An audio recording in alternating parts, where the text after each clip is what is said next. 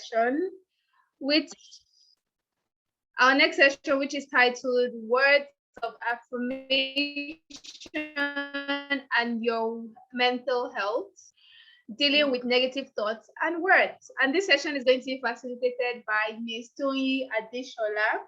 I'll quickly read her bio before I ask her to come to the virtual podium to continue this discussion. Ms. Oluwatoyin Adeshola, otherwise known as the Resilient Boss, is the founding executive director of Sickle Cell Advocacy and Management, SAMI for short. She's a resilient and social impact coach, a social entrepreneur, an author, TEDx speaker, and sickle cell warrior and advocate. She holds a bachelor's degree in economics from Lagos State University. She is a certified health coach from Institute of Integrative Nutrition, New York, and has a certification in emotional intelligence, among others. She also hosts with her team the Touch a Cell with Toyi and Gang and Edutainment Talk Show, Sickle Cell Disorder, and is the current chairperson coalition of sickle cell NGOs in Nigeria. Today, she'll be teaching us about words of affirmation and how to manage negative self-talk.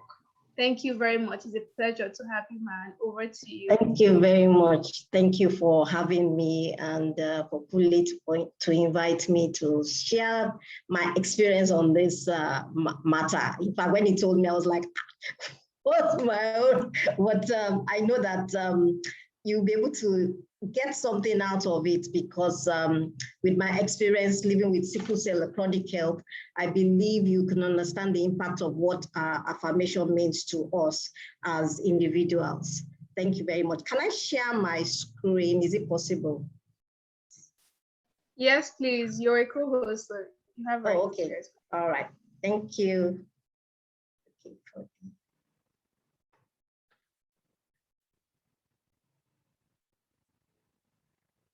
Okay.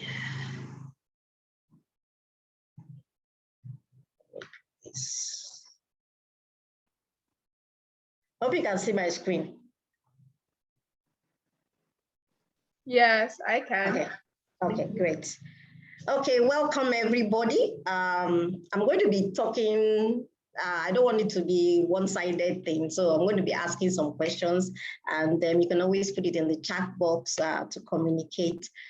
So I've been asked to talk about words of affirmation and your mental health, dealing with negative thoughts and words. So before then, I know they've shared a bit of myself.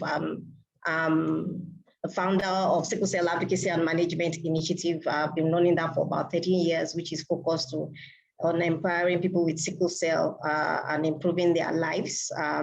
Then I have my other side as a coach, resident and social impact coach, an author, a speaker, an artist, and a sickle cell advocate.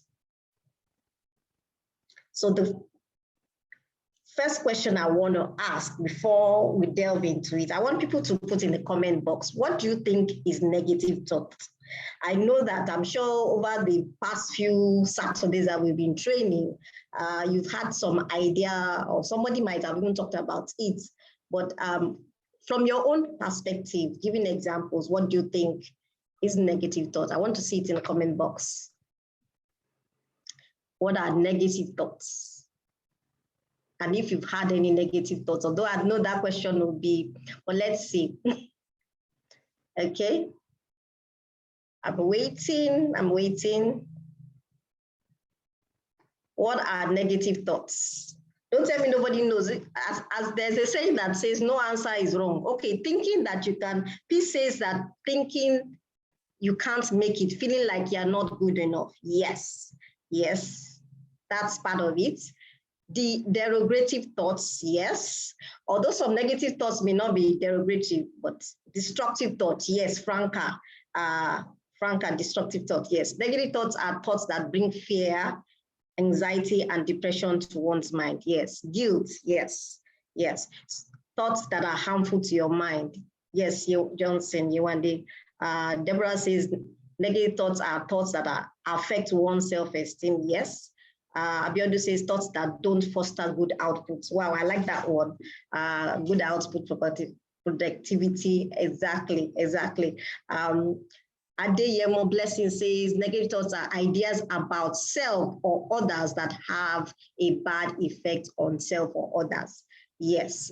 So to move on, I'll just give you the simple definition here that negative thoughts are cognitions, which are mind about self, others, or the world in general, that are characterized by negative perceptions, how you see things, expectations, how you expect things to happen, and attributions, and are associated with unpleasant emotions. That's why when somebody said fear, somebody said anxiety, adverse behavioral things, negative thoughts can cause you to behave otherwise, psychological issues, depression, we mentioned that earlier, and finally, health outcomes.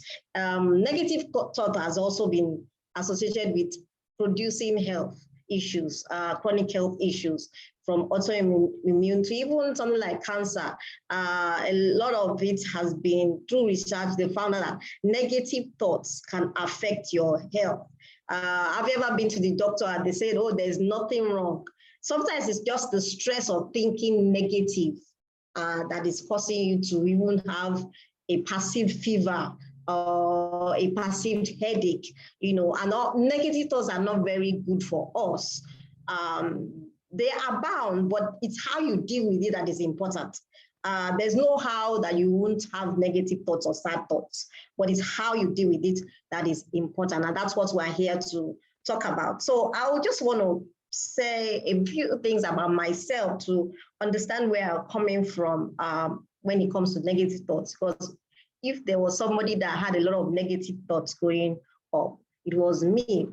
I was born with sickle cell disorder, sickle cell disease, as it's called worldwide. And that is an inherited disease that you inherit from both parents as a result of your genotype. And when I was growing up, I was visiting hospital numerous times. In fact, I used to joke that hospital was like my second home. My educational process was disrupted. A lot of things were disrupted in my life. And at one point, after entering Form 1 in secondary school, I had a complication of sickle cell that affected me physically in terms of movement, mobility, and all that. So I've had so many surgical operations. I've had over 6 surgical operations. I was bedridden because of this physical immobility. What happened was that I was on admission for one of the crises. Crises are some of the things, the pain that people with sickle cell have due to the blockage of the blood cells. And this pain can be very excruciating. I always say, never underestimate when a person with sickle cell says they are in pain, because the pain is worse than slamming your finger on a car door and breaking a bone. And I've had that experience. So it was nothing compared to what I experienced growing up living with sickle cell. And because sickle cell because of the blockage, it blocks oxygen from flowing. So you tend to have other complications. And as a result, I was bedridden for 6 months. I started having to use crutches. By Form 1, my educational system was disrupted. And I was told to stay at home, basically, because they felt I couldn't handle it. And back then, even though it's a bit better, but it still was, accessibility for someone with disability was really hard. So they said, okay, since you have this physical challenge and then you're always falling sick and all that, stay home and manage. But it wasn't easy for me, because I can imagine some of you who were told to even isolate during COVID, especially that lockdown. Imagine how frustrating it was, how we had anxiety that, wow, I cannot go out. So imagine somebody in bed for 6 months, you can't get out of bed, you can't even move, because I was put in a POP like trousers. I know POP is hard, so imagine a very hard trousers. There's no way you can get out of bed, and I was having all sorts of negative thoughts, things were going on around me. My friends were moving on with their life, and there was I in this bed for 6 good months, not being able to move. So, I had to find a way to bounce back, and it was difficult. Even when they removed the POP and I started using crutches, I was staying at home. I wasn't doing much, except for one aunt who insisted I find something to be creative about. I started doing all sorts of things with my hand, but still the negative thoughts persisted because I started having other complications like leg ulcers, which are ulcers in sickle cell that take anything from 3 years to 10 years to heal. Sometimes they heal and they break down, they heal and they break down. So all these combined affected my mental situation. And by now, all my friends are already gone into university. They were graduating, going on for youth corps. And I felt this can't be my life. I had to make a way for myself to be able to do something. I don't want to be staying at home all day doing nothing. I want to make something out of my life. And I told my parents, look, I want to go back to school. And they were like worried, being protective and all that. They said, why are you wanting to go back? So I said, well, because I believe, and this is where belief in yourself comes in. I believe my life is more than just staying at home as a result of sickle cell. I was not going to allow sickle cell chronic condition to affect me, to define me, and to tag me as somebody who will forever just be sitting at home doing nothing. And so I decided to go back to school. And basically, I did the whole of secondary school in 2 years, and JAM and WAEC and all that in 2 years. And I entered Lagos State University, which was another chapter of upheaval, because as a person with using crutches with disability, we had to climb stairs. It wasn't easy, but I was adamant because I believed I was more than what I was meant to be. And that is one thing about negative thoughts. There'll be thoughts that you say, what are you doing? In fact, as I go along, you find out that there are different ways to get negative thoughts. There's a self-negative thoughts, and there's the thoughts of people around you. Some saying it out of fear, some saying it out of ignorance, and some saying it not because they liked you or anything like that. But there's the one that is done out of fear, which is family. And sometimes you hear such people, oh, no, don't go and do that, you fall sick. And then you start believing that you will fall sick. And that one thing about your mind is very powerful. People estimate the level of power your mind carries. And immediately you begin to accept what somebody says, or even worse, your greatest enemy, which is self, what your thoughts are saying is the beginning of accepting that there's nothing going on with your life. It's the beginning of accepting defeat. That's why it's very important that we must understand the power of our mind. So on with my story, I got frustrated to a point that I was so depressed, I almost thought about committing suicide. I took some drugs, and fortunately, I think because God already had a plan for me, it didn't work. And after a while, I started associating myself with people, because that's another thing. If you associate with yourself with people who just pity you, or when you're telling them about your problems and all they say is, hey, yeah, sorry. Oh, sorry. That sorry will already make you feel that you're less than nothing, that, oh, whatever you think that is wrong with you is actually wrong with you. So that I started to have a deliberate attempt at surrounding myself with people that would motivate me, will encourage me to be more than I was. And that is when my life began to change. Apart from that, the greatest motivation and the greatest affirmation is God. Knowing God for yourself and knowing what He believes of you. That was how I was able to even overcome that. So I went back to university. I graduated. I ran a cake business for 15 years. And from there, I got the calling to start an NGO to help people who are going through what I was going through, who went through the experience I went through. And that was because I wrote a book about my experience called Still Standing. And then after that, I got a lot of calls, media, TV appearances, newspaper, all sorts on this story. Sometimes you think your story is bad. Sometimes you think your environment is bad, but your environment is equipping you to build a story that will help someone. That's why never look at the negative circumstances around you. A lot of people are yakpaing, and people yakpa or people do things because of fear of the future, fear of the unknown, anxiety over different things. Until you understand purpose and your calling, there is no way you can move forward. Because when you talk about affirmation, but the truth of the matter is that no matter how many times you say that affirmation, if you don't believe in yourself and the God who sent you, there is no way that affirmation will work. That's the reality. So you have to get to a point where you know that, okay, I'm more than this. All this they are saying about me, all this even when I wanted to start the NGO, there was that fear, if you start falling sick. But even if I felt sick, my belief was that falling sick at most 2 weeks, you'll get up and continue with your life and continue to do what God has purposed you to do. So you have to get to a point to deal with self first before you start using affirmation. So now I've been living with sickle cell for 56 years now, and I'm a certified coach, health coach, life coach, social entrepreneur, running several business and more. And it's possible. And of course, my newest entry as an artist, an abstract artist. So understanding self, because I want us to get to that key that you have to understand self first and believe in yourself first and the God who sent you before you even start talking about affirmations. Because if not, no matter how, because I see people, they go to motivational videos, it's good.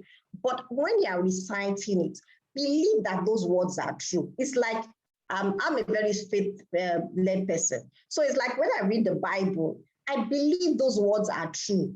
And when I was doing affirmation, I started off with the words and promises of God from the Bible before I even graduated to any other one. And those are the ones that inspire me. So you have to believe in yourself first, know yourself first, know your abilities. Because when somebody comes and tells you, oh, you can't do that, you have to say, no, this is what I was sent to do.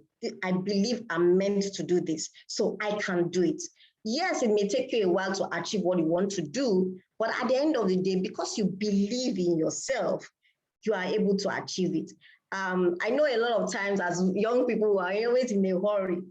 I remember when I was growing up, as I said, before I could enter university, it took a long time. I didn't even enter a university of my choice. I wanted to enter UNILAG, but because of all the circumstances of my health, I ended up going to Lagos State University. And I wanted to study mass comm. That was always been my dream. I wanted to be, not necessarily in TV, but I just like that presentation aspect of life. And I didn't get into UNILAG. LASU did not offer mass comm back then.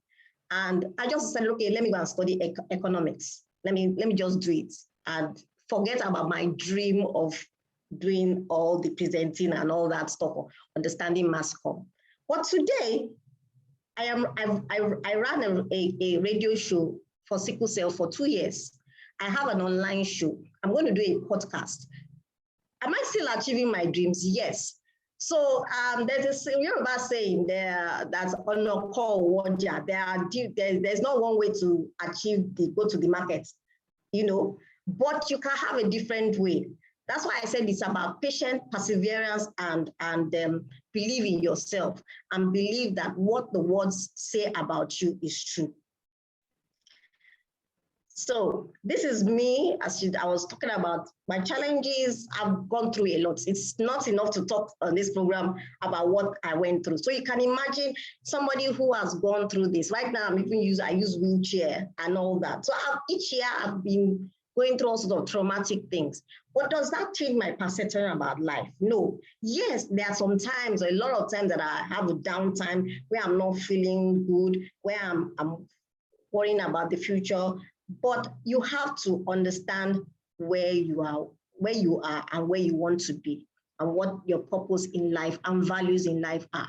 Because if you don't have that, no matter what happens, when people come and say, you can't do this, you can't achieve this, you cannot achieve this, I'll tell you, we were the first person to ever start a radio program focusing on sickle cell. We are the first person to have a full-fledged clinic. A lot of people will say it's not possible. Yes, it's not possible in their eyes, but it's possible. It's just that it will take a while. So understand who you are. Yes, Franca, understand who you are and where you want to be. So if, like I always tell people, sometimes you say, oh, I want to yakpa, but I say, is it the purpose? Is it the right purpose? Where do you want to be? Do you plan, okay, what you're going to do when you get there? A lot of us just want to yakpa, and then you find yourself struggling for 2 years, 3 years, trying to find your way, especially in that system where everything is about paper, documentation, and all that. And we don't plan, or just follow suit. Everybody's doing that. I remember when pure water started, everybody was doing pure water. You don't find out whether it's the right business for you, but everybody just follows. So you have to understand self. It's very important.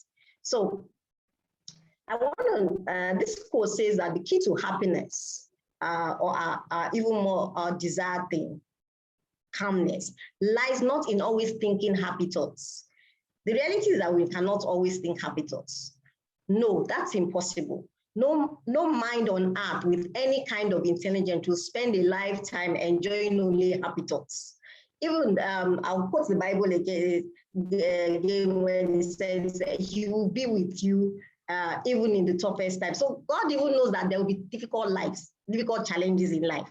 But it's your ability to overcome that is important. So the key is accepting your thoughts, all of them, even the negative ones. Oops, sorry.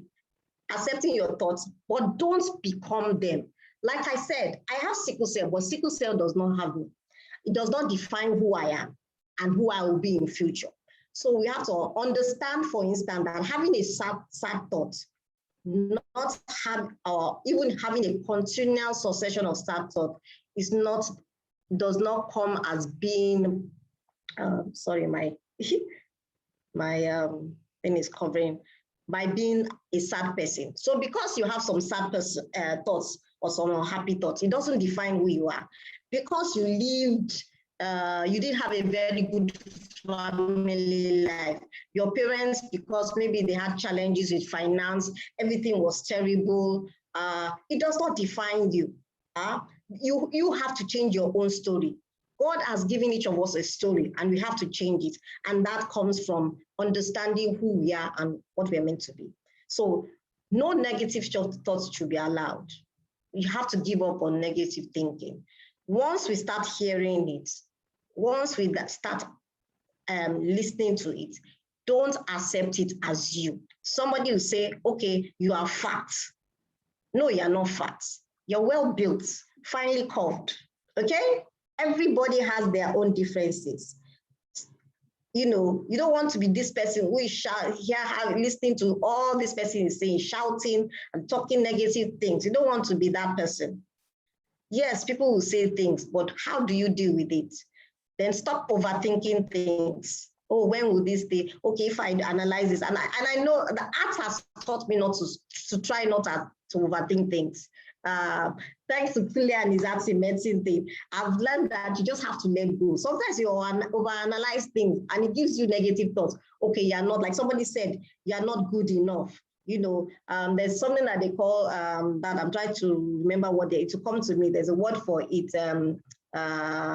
something, so I can't remember. I don't know why I've suddenly got blocked. But all these things come to you that, okay, you're not good enough, you can't achieve this. Who do you think you are among these people? Do you think you're better than them, that you think you're going to come in a meeting and say this and do that? No, these are all negative thoughts, but you have to understand who you are, who created you, and who you want to become. It's very important so that it does not lead to negative thinking. So the mind is very powerful, as I said, and the psychology of the mind is that there are 3 aspects to the mind.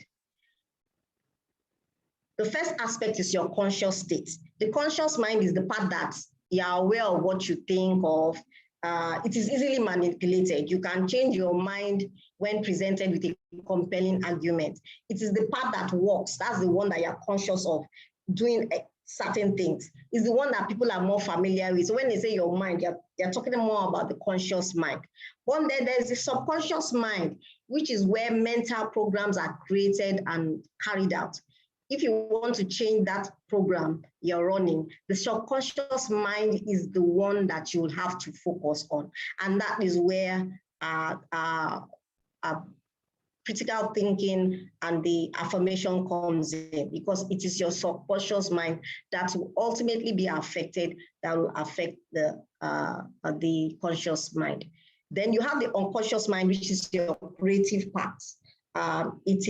Its job is to sort out and organize millions of pieces of data. So sometimes you may not remember everything. It is your conscious mind that helps you, unconscious mind that helps you try to remember things, and tries to help you compartmentalize this. So when you're having so many thoughts, I can't remember how many thoughts they say people think about, but it's not everything that you remember. And some are compartmentalized with the help of your unconscious mind. But we want to focus on the subconscious. And the subconscious mind, sorry.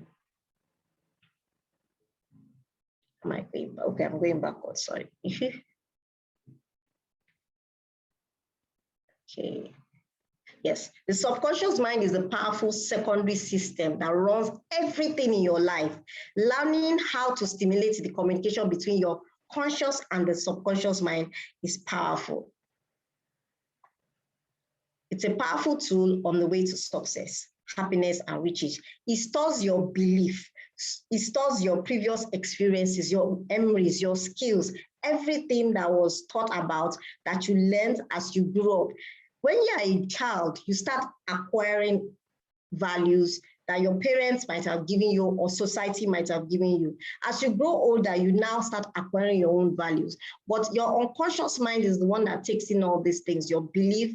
Okay, you be like some cultures, they may believe a particular thing. You will believe it too because that was your environment. It is your unconscious mind that retains it. Your previous experience, whether it's maybe trauma, it is your unconscious mind that retains it. Your memories, your skills, the skills you learn. There's some skills that you learned long ago, but you still remember it. It is your unconscious mind that does this. Everything that you have seen, done, or thought of is also there. So it's very important that, because when you're using words of affirmation, it is your subconscious minds that take it in. That's why I remember when we were learning this mental health thing, they were saying that sometimes when you're saying, I don't like something, you may not be serious about it, but if you keep repeating, like you say, I don't like milk, I don't like drinking milk, your subconscious mind has taken it that you do not actually like it. So when you actually approach milk, your conscious mind now tells you milk is not good for you, although you have not yet proved it. So the mind is very powerful, and especially the subconscious mind. So when you're doing your affirmation, it is to stimulate your subconscious mind so it can act and activate your conscious mind to be able to do things better. So what is affirmation?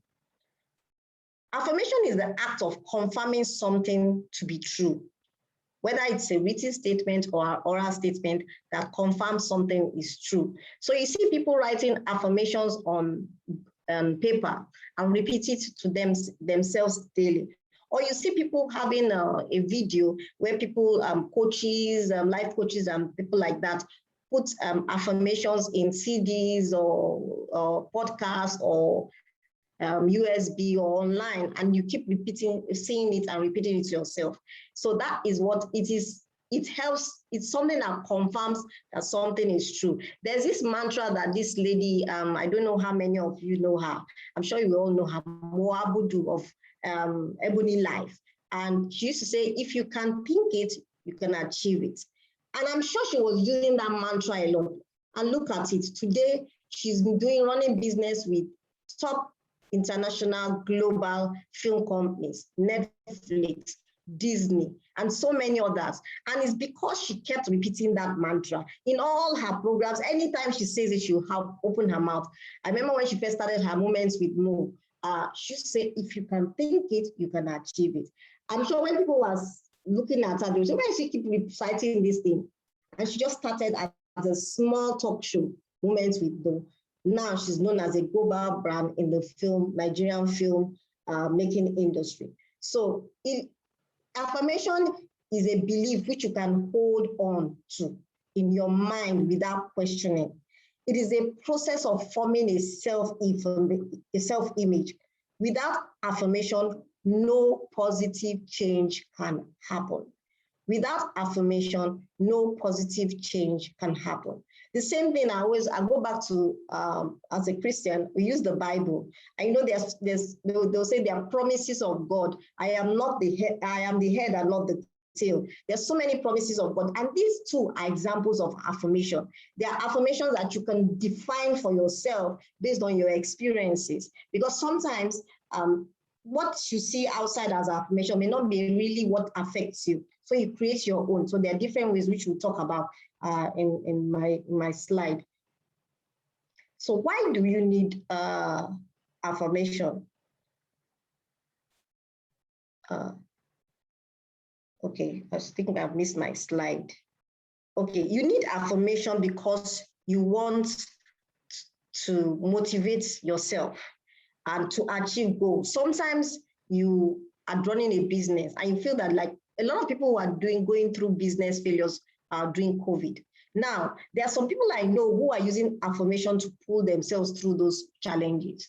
I know you saw the riots and all that, see all the businesses that was burnt. I know a friend of mine whose shop was in several shopping malls. And the first one, it got burned down. The second one was raided. And the third one was raided again in what's that thing that happened? NSAS protest. The other one was during the isolation period of COVID. And the first one just fire-potted her stores. She lost a lot. Now, for somebody who didn't have belief in herself and what she was to do, and didn't have that concept of affirmation through her faith, she would have easily given up. 3 businesses, you totally would have shut down. But she bounced back and now she's continuing. So affirmation helps you, boost you to achieve your desired goals and to continue it. And then it helps you concentrate on your goals. Goal achievement is helped by persistently keeping your mind focused in the goal zone. And the goal zone is like, if you want to go to point B, that is your point B. It's like when you're doing marathon or any other race, the end point is when you break the ribbon that you've won. If you consistently focus on that, that is your goal zone, because you know that no matter what is coming my way, that is my goal. I want to get to that end zone. So you have to concentrate and focus. And it's having that affirmation that helps you do that. Then it helps you change your negative thought patterns into positive ones. It influences your subconscious mind to access new beliefs about yourself.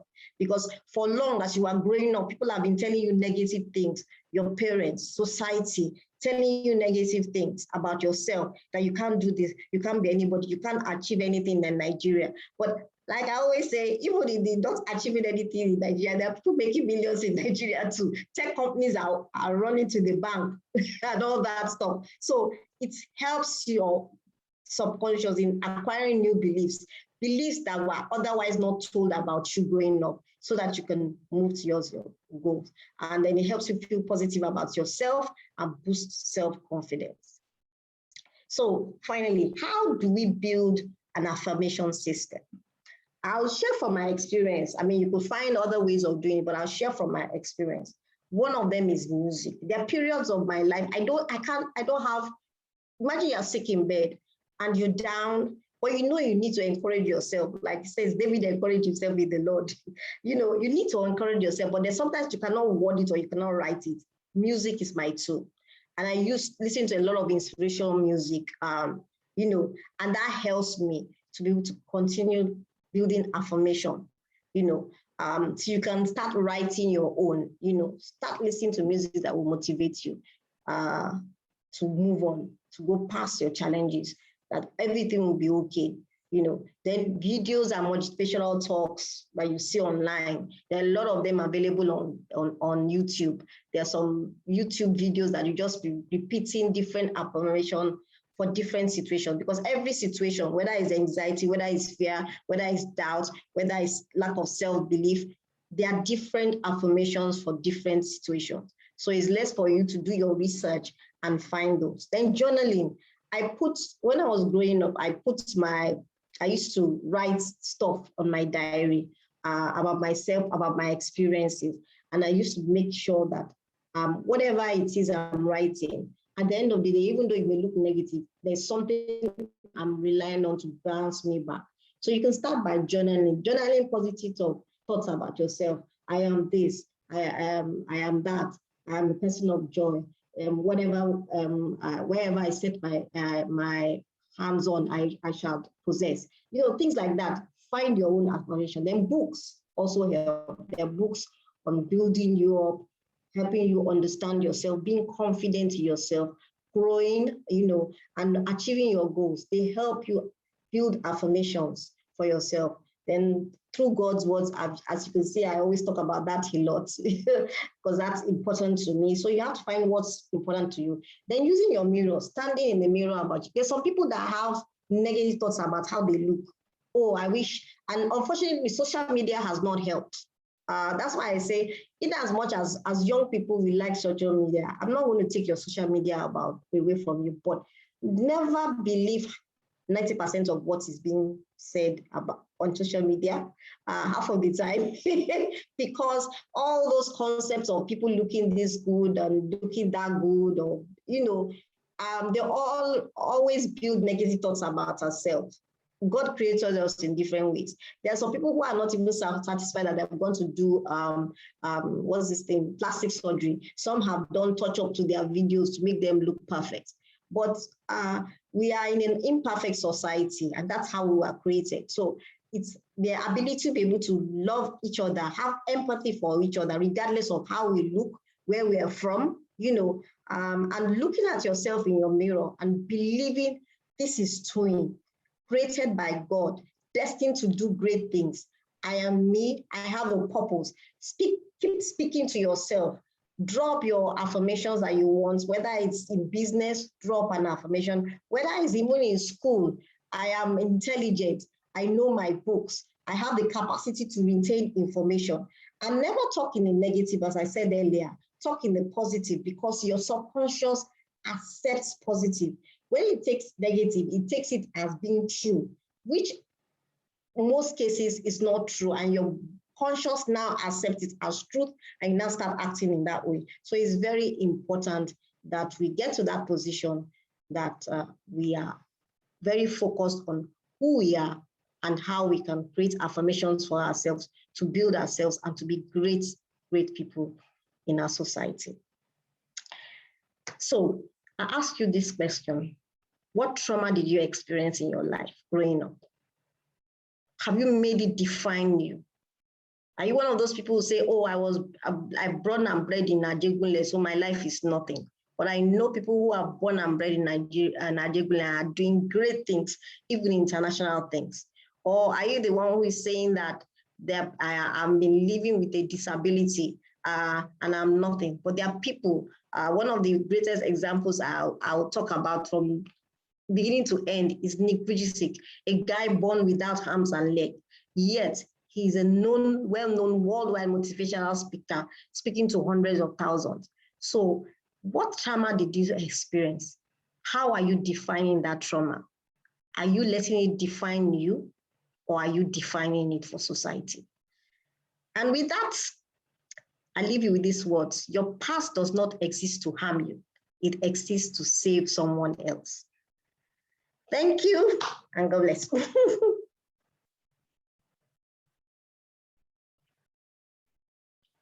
Let me stop sharing my screen.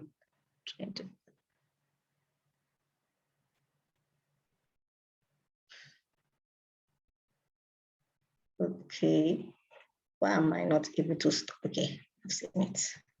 Thank you. You're muted though, I can't hear you, Franca. So, questions, comments?